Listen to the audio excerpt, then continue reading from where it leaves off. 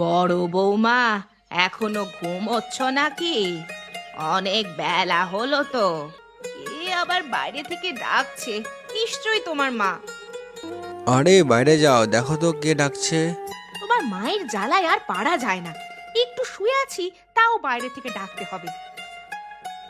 সন্দীপ, আমি সেই কখন থেকে ডেকেই যাচ্ছি, তোরা কেউই উঠছিস না, কোনো সাড়া শব্দ নেই।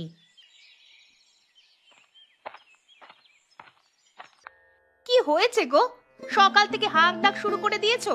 একটু শান্তি করে ঘুমোতেও দেবে না নাকি?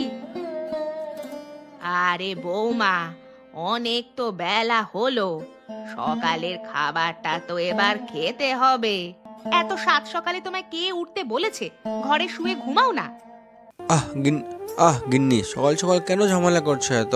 তারপর লোকটি দোকানে চলে আসে আর দোকানের মধ্যে ভাত ডালের দাম হলো 35 টাকা। এই লোকগুলোকে বলছে আমার দোকানে খেয়ে যাও, শুধু 35 টাকার মধ্যেই হয়ে যাবে। আরে আসুন দাদারা দিদিরা, খেয়ে যান সুস্বাদু খাবার মাত্র 30 টাকায়। এত কম টাকায় কেউ দিতে পারবে না। আরে কার হোটেলে ঢুকবি রে? এটাও জানিস না, যার হোটেলে দাম কম তার হোটেলেই ঢুকবো। টাকা রোজগার করতেও তো পরিশ্রম লাগে, যা 5-10 টাকা বাঁচে আর কি। তা ঠিকই বলেছিস, তাহলে চল। আসেন দাদা, আসেন আসেন, আপনারা টেবিলে বসুন। হ্যাঁ, আমি খাবার দিয়ে যাচ্ছি। তরকারি গরম আছে তো, ঠান্ডা তরকারি দিয়ে খাবো না। এই মাত্র রান্না হয়েছে, ভাত তরকারি দুটোই গরম, আপনাদের কোনো অসুবিধা হবে না। তারপর এই লোকটি ভাবছে পাশের দোকানের খাওয়ার দাম এত কমিয়ে দিল কেন? তো এইভাবে চললে তো আমার দোকান একটুকু চলবে না। তারপর লোকটি দেখো কি করলো। আসুন দাদা আসুন, মাত্র 30 টাকায় খেয়ে যান গরম গরম ভাত, এত কম দামে কেউ দেবে না। তোমরা আমার দোকানে চলে আসো, আমার দোকানে আরো দাম কম, 25 টাকা করে, আসো খেয়ে যাও।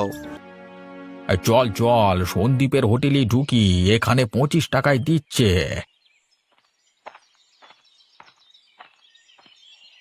দাদা, এত কম টাকায় দিচ্ছ, মানে খাবারের পরিমাণ কম দেবে না তো? তাহলে কিন্তু আমাদের পেট ভরবে না। না না, ও নিয়ে একদমই চিন্তা করবে না, খাওয়া দাওয়া একদম তোমরা যতটুকু খেতে পারবে ততটুকুই দিব। তাহলে চল কমলাকান্ত, এই হোটেলেই ঢুকি। 25 টাকায় ভাত আর তরকারি, আবার কি চাই? তাহলে আপনারা বসুন, আমি খাবার দাবার দিচ্ছি, একদম গরম খাবার পাবে। হ্যাঁ হ্যাঁ, নিয়ে এসো, প্রচন্ড ক্ষুধা লেগেছে।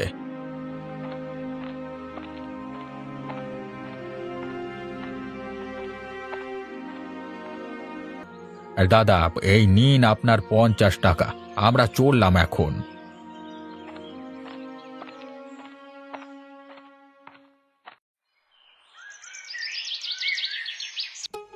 আজকে আমার বুদ্ধিটা কেমন কাজ করলো? আমাদের দোকানে অনেক খরিদ্দার হয়েছিল বলো। হ্যাঁ, একদিক থেকে বলতে পারো তোমার বুদ্ধি কাজ করেছে, কিন্তু আবার বলতে পারো যে কাজ করেনি। কি বললে গো? আমি তো কিছু বুঝতেই পারলাম না।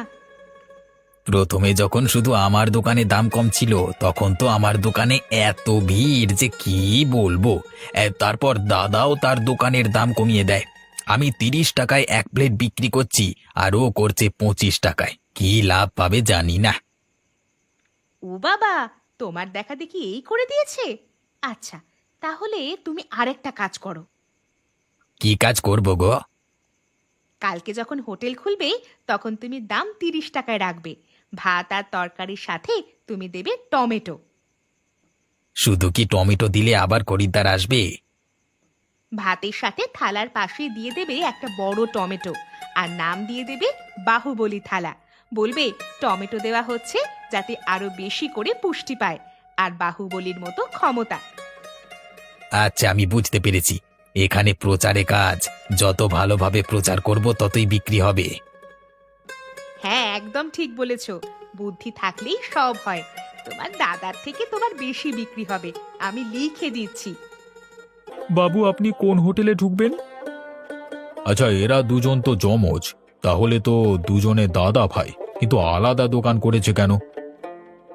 বাবু, এদের পারিবারিক ঝামেলার জন্য আলাদা হয়ে গেছে, তাই আলাদা দোকান দুজনের। এই যে দোকানের মালিকেরা কারা আছেন, একটু আমার কাছে আসবেন।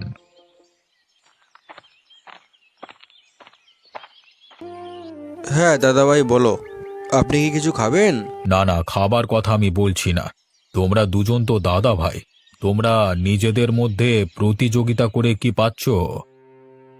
আমাদের মতবিরোধের জন্য আমরা আলাদা হয়ে গেছি। আরে আলাদা হয়ে গেছো বুঝলাম, কিন্তু লাভ কতটুকু পাচ্ছ তোমরা? তুমি বিক্রি করছো 30 টাকায়, ও বিক্রি করছে 25 টাকায়। কি হচ্ছে সব? তোমরা দুজনে একজোট হয়ে একটাই হোটেল বানাও, আর সেখানে খাবারের দামটা রাখো 50 টাকা, তবেই তো তোমাদের ব্যবসায় উন্নতি হবে। এ দাদাবাবু ঠিকই বলেছেন, আমাদের ক্ষতি হয়ে যাচ্ছে। তারপর লোকটিও বুঝতে পায় আর বলছে হিংসে হচ্ছে সব থেকে বড় শত্রু, আর এটা কখনো করা যাবে না। তারপর ওরা একসাথে দোকান করে নেয় আর খাওয়ার রেট বানিয়ে দেয় ওরা 50 টাকা। বন্ধুরা, ভিডিওটা কেমন লাগলো অবশ্যই কমেন্টে জানিও।